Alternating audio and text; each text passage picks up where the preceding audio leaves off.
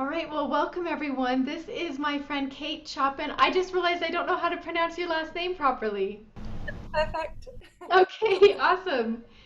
And Kate and I have been discussing some of the side effects of the whole coronavirus, the social isolation, sometimes even quarantine that's taking place, and the impact that it's having on so many people's mental health, mine and Kate's included.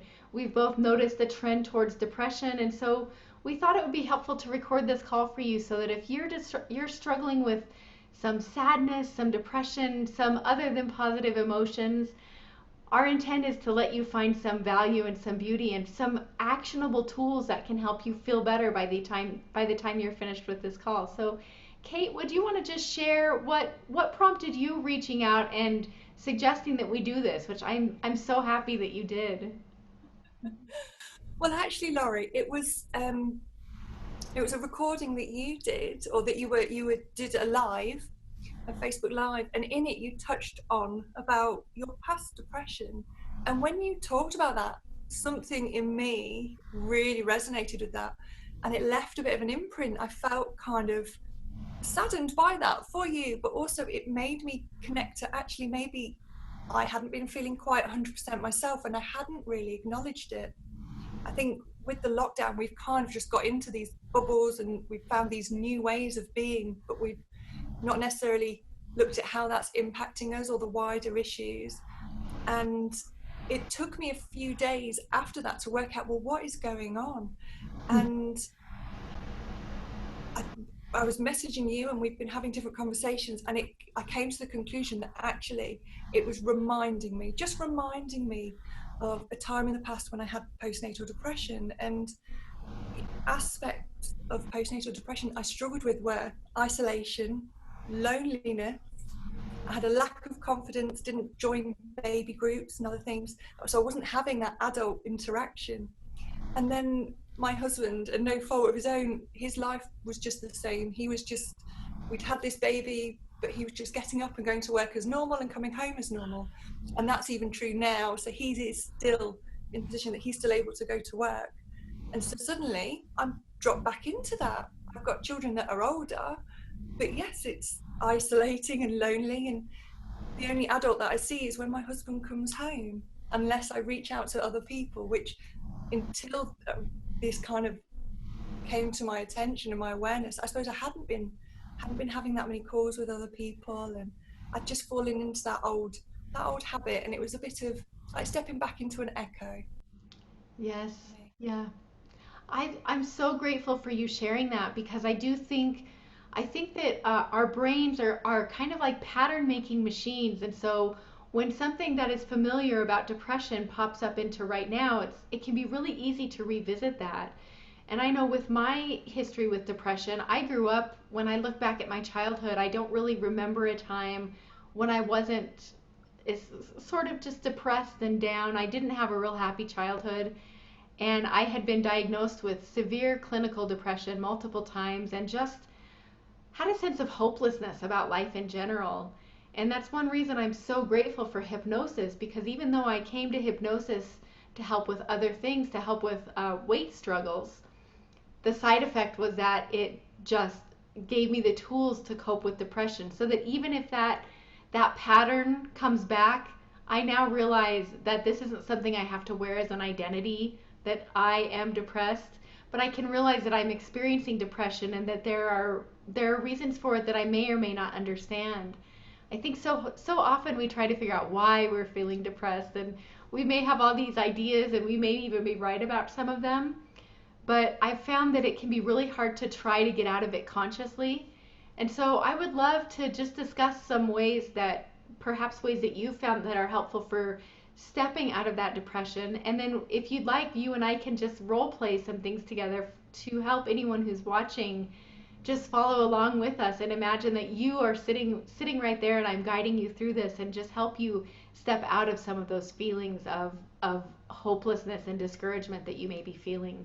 So Kate, have you found anything that's particularly helpful in your own work with clients or with yourself in helping to step out of that depression?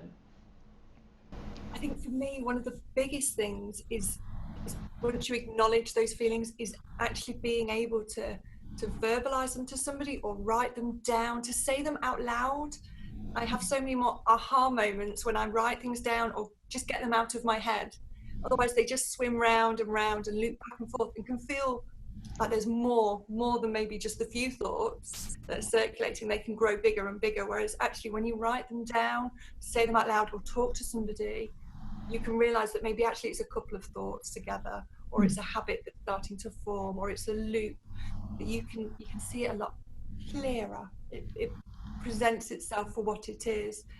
I think otherwise we just get into this cycle. I've often used a metaphor with clients, and I use it myself, and it's a mindfulness strategy, but of looking at them as trains, that our thoughts are trains, and whilst they're in our minds, we very much just keep following that train from one to the next, and you're getting further and further away from where you're actually going.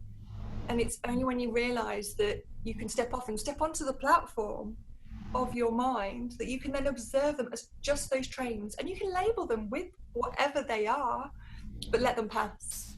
And if you do find you've jumped onto that train, that you give yourself permission to actually come back, to come back off it, to not just follow it anyway.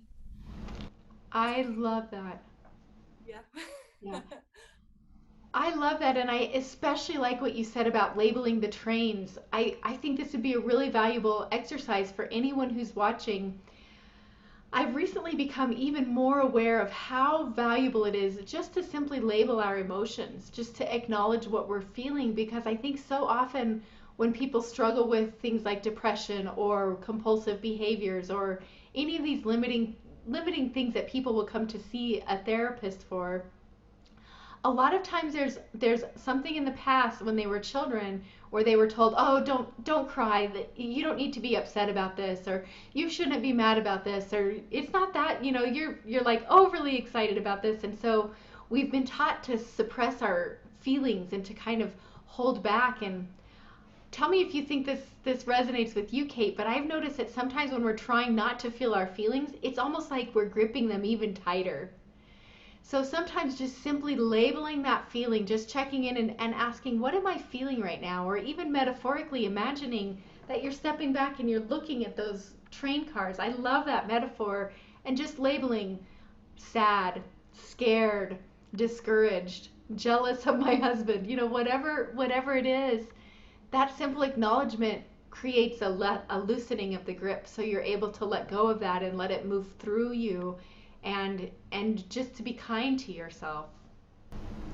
So And isn't that important, to be kind to yourself, to still give yourself time, time on your own? It's really hard at the moment with people being in isolation, but creating a little safe space, or a space that's just yours, or saying to your partner, okay, I just want to have a bath for half an hour without the children coming in. Like, can you do that for me? And then when you need some space, where would you like to go? Like, my husband goes off and uses the garage as his gym, and we've got these little areas that we can go and get that space. And actually, I've got an 8-year-old daughter, and I encourage her to use her room, or to find a space that she feels really comfortable in, that she can get she uses weighted blankets, but anything heavy that gives you that pressure will make you feel safe, will calm your nervous system down. So even though the weather here in the UK is beautifully warm, if you're feeling anxious, if you're feeling frazzled, heavy jumper, heavy coat, heavy blanket will calm your nervous system down. And coupling that with being somewhere safe and calm, you're creating your own little haven in your own little space. yes, I love that. I love that. So for someone, I was going to say, I have a friend who, even as you were talking about the heavy, she said that she'll sometimes run her hands under warm water because I think you and I both are fairly tactile people, and sometimes just feeling that warmth can give you a feeling of being soothed. I'll even crawl in a hot bath, and if it's the evening and I'm tired. So those are great suggestions. And for anyone that wanted to do some journaling, to just write this out, and maybe they're feeling a little overwhelmed and not sure how to start, will you just walk me through the first 30 seconds of, perhaps you sit down, you open up a journal and get your pen, and how do you just start that writing process? Well, for me, the first thing I do is actually connect to how I'm feeling. So, Mm. what is my body feeling right now? That is always where I start. Excuse me. It's always where I start with how is my body? How am I feeling right now? Am I even in my body? That's a killer question, because sometimes if we're not feeling great, we've dissociated, we're way out of our body, or we're all up in our heads. We're not connected into our main body. So it's just noticing, okay, and thinking, well, if I'm up in my head, what does that feel like? Is there a pressure? Is there a weight?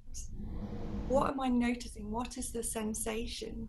Or if it's in my shoulders, how does that feel? Is it light? Is it tight? And even just starting to write these things down, okay, so my body is feeling tight or I'm feeling wound up, okay, and then thinking, well, why am I wound up? What am I wound up about? And it's noticing your words, it's noticing the words that you've used to then almost be your own detective. Yes. And it will just start to flow. You only need to get about 30 seconds into it and it will just naturally flow. Even if you taught yourself, I've been using an app called Marco Polo, where you do these little videos. You can just do them to yourself or you can do them to friends, but because nobody is necessarily watching as you do them, I find that I have a lot of aha moments because I'm saying out loud how I'm feeling, how my day's been, what I'm experiencing, and then you just naturally start to run into a kind of, oh, well, actually, maybe I didn't realize I was feeling resentful of my husband, or that, I'd felt really mad with the kids and hadn't quite, put it into context. It kind of, I think it just allows your mind that space, and then your mind will just run with that, and it tends to give you all the keys that you need. Just starting that process off. Yeah. I love that. I love that you're just giving us a way to get started. So if the idea of journaling is daunting to you or seems time and intensive, just sit down and say, how am I feeling, and answer that question. And sometimes when I'm journaling, I'll write it. It's almost like there's two of me. Like I'm the therapist and the client, where I'll write a question for myself and then write the answer. And it's a really cool way to tap into your subconscious mind and that part of you that knows the things you don't know you know. And I love that you mentioned the Marco Polo app, because I think that's probably one of the most valuable discoveries I have ever made. And I found that as I'm talking to other people on the app and just hearing myself talk about my day, it's like you said, I have these aha moments and I realize limiting beliefs that I can let go of or things that I need to work through. So if especially now in social isolation, I highly recommend people get this. It's a free app. You can talk to people all over the world, and it's a video walkie-talkie. So you say everything you have to say, they listen to it and they reply back, so there's no interrupting, and it's a great way to build relationships. Definitely. It's very therapeutic. I Yes. don't think it's designed that way, but it works beautifully. Yeah. So, Kate, if there's someone who's brand new to this idea of tapping into their body, if there's someone brand new to that watching, would you be willing just for you and I to model this right now? So, if I were just to ask you right now, just to tap into what you're feeling right at this moment, tell me what that's like for you. Me, I'm quite relaxed at the moment. But if anything, yeah, there's probably my head's a bit tight, just slightly, maybe like someone's just squeezing it, not really hard, but just compressing it a little bit. So Okay. there's just a bit of tightness there, but everywhere else probably feels okay. I'm Okay. just scanning my body. I'm just scanning it in my mind. Yeah. So if anywhere, it's just up here. Okay. So I love that Kate, she didn't really talk about how she's feeling. She didn't really talk about emotions, and sometimes that may surface, and that's appropriate. But I love how it's almost like you're literally scanning your body and just noticing what's there. So if you were just to rest your attention on that tension, and just kind of allow it and notice it, if you were to label it as maybe label it as an emotion or give it a name, what would you call that tension? What would I call it? I'm putting you on the spot here. So if tension is the most appropriate word, that's fine too. It probably would be. It probably Okay. would be. Okay. And do you feel like it's appropriate to hold on to that, or would you like me to just walk you through a little exercise to release it? Yeah, let's release it. I don't need it. Okay, so so just imaginatively, if that tension were a shape, what shape would it be, or how much space is it taking up? It's not taking up much space at all. It's really close. It's probably a bit like, if you put a hairband, like quite a thick hairband round, I'd imagine Okay, it's like. so if you were just to imagine perhaps cutting that hairband so the hairband releases, and maybe just imagine even physically pulling that tension out a little bit so that there's more space. How does that feel if you just imagine releasing it?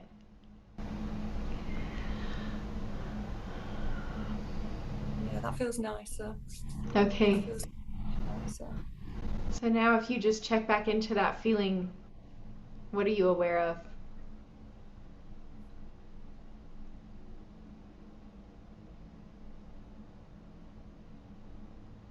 It's, I want to say it's gone, but I don't know whether it's just like really loose and floaty now. Does that make Yeah. sense? And does it I feel don't think it's pleasant? gone. Is that It's just uh, floaty. It's just, yeah, it's a pleasant feeling. It's not. There's no tightness. There's no constricting. It's not like that tight hairband, that wound up kind of feeling. yeah.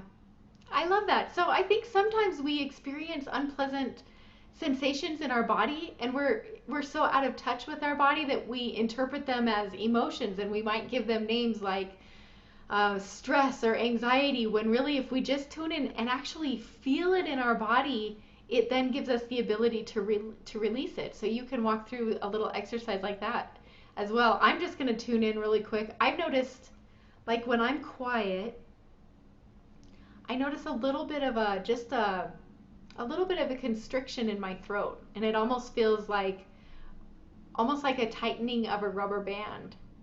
It's funny me saying this out loud, because I'll do this with myself sometimes, and I'm realizing there's so much value in saying it out loud.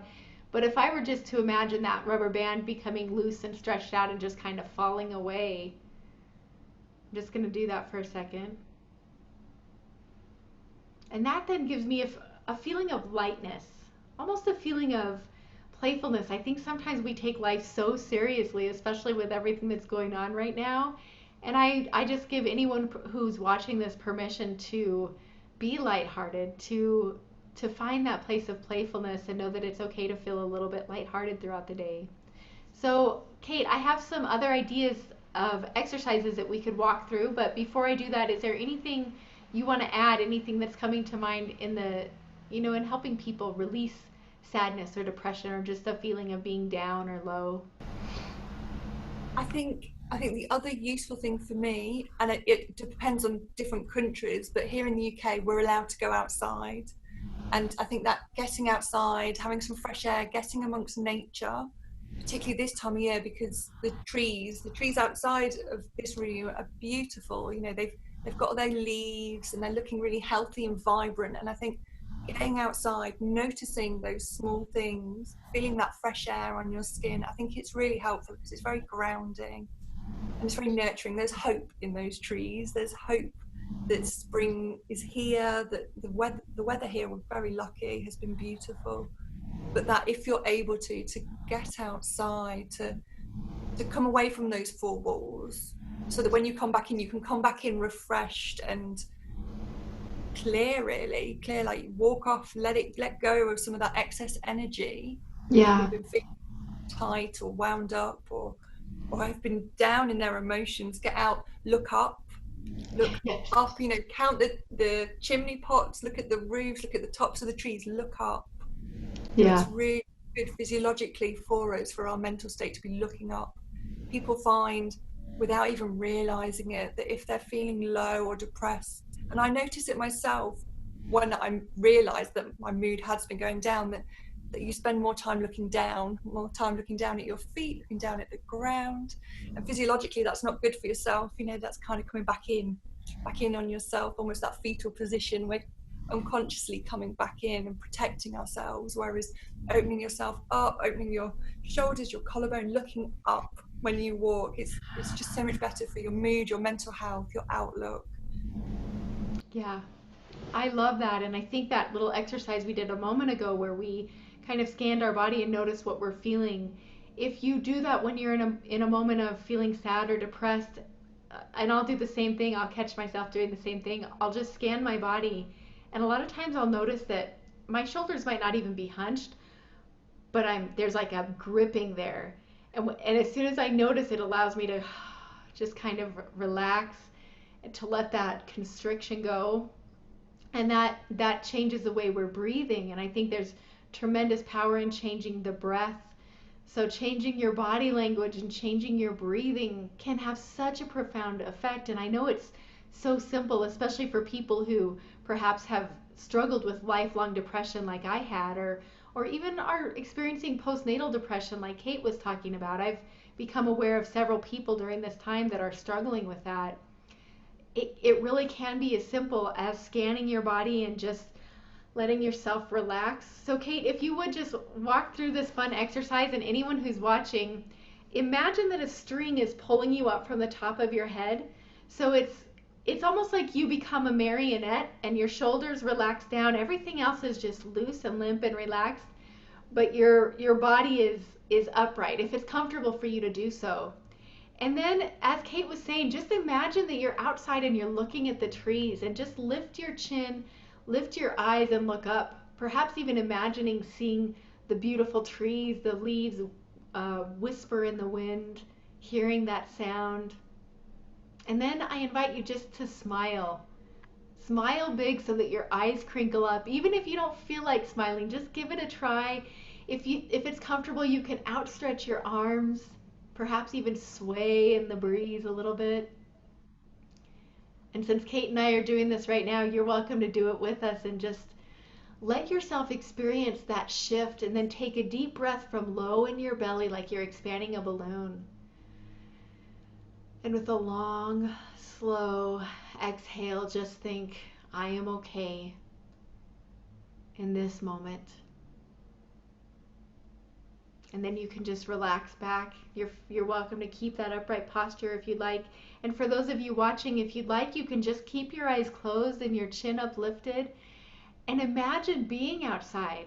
Maybe being outside with your feet bare, with your feeling the grass on your feet or the soil beneath your feet, whatever your favorite outdoor setting is. And the cool thing is, even if you're not able to go outside, you can vividly imagine being outside. Imagine smelling the air. Imagine feeling the earth.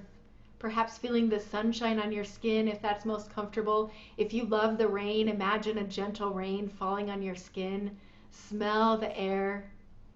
Hear the breeze. That's right, just experience that. Perhaps if you're imagining bare feet in the ground, you can almost imagine having an energy enter into your feet and fill you up with vitality and vibrance. And you might even imagine burying your feet into the ground so that you're rooted and grounded and you feel strength. As you think to yourself now, I am strong. I am resilient. I am okay. And notice how your body responds to your self-talk. Just taking another deep belly breath in from low in your belly. And with a relaxing exhale, just think peace. And then you can just come back to now. And Kate, thank you so much for playing along and for just demonstrating. I think it can be so helpful that it's in these times when we're not as able to be around people as much. I think it can be really cool to experience what it's like to be in the same room with someone. I think you're in the room where you do your therapy sessions right now, are you not? I am. I love it here. And you were telling me earlier that it's just such a peaceful space, that you have bright chairs and just comforting blue paint and Yeah, lots of bright colours, bright furniture, and it's all framed. I've got four really big windows, and you see the trees outside. It's really lovely.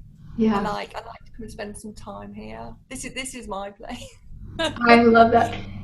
It's lovely, but I feel really relaxed for that, Laurie. Thank you. That was really lovely. Yeah, absolutely. Thank you for letting us join you in your comfortable room. I almost feel like I'm right there with you. So before we wrap up, is there anything else that you would like to make sure people are aware of? Anything that you want to add, or I'm just putting you on the spot right now? Okay, that's okay. No, just keep checking in. Just keep checking in with yourselves. Just asking yourselves those questions. How am I feeling? What am I feeling? Where am I feeling it? Just Yeah, give yourself that opportunity to explore, to explore how you're feeling. I love that. So I invite anyone who's watching, feel free to reach out to Kate or I. Kate, will you tell people how, the best way to get in touch with you if they'd like to get in touch in the future? Yeah, definitely. I've just updated my website. So if you wanted to go to www.blackdogtherapy.com, you can find all my details on there. And also there's some resources and free things on there too. So if you want to go and have a look. I love that. So that's blackdogtherapy.com. Perfect. And you can reach me at trancypants.com. That's TRANCY pants.com, like fancy pants. And you can also private message me on Facebook anytime. You can email me at lori@trancypants.com. And Kate and I both are here from you for you. And we both know what it's like to struggle with depression. And I think that that gives us a little bit more compassion and some resources to help you and some hope to know that there is a way to get through this, that life does get better. If you're really struggling right now, I just want to offer you hope. I want to tell you that I see you, that we are here for you, and that things really are going to get better. This is temporary. So, thank you so much, Kate. I'm so grateful for you doing this with me. I've been looking forward to this, and I'm happy to have connected with you. Oh, you too, likewise. It's been wonderful. It's been really lovely. Thank Awesome. you. Yes, thank you.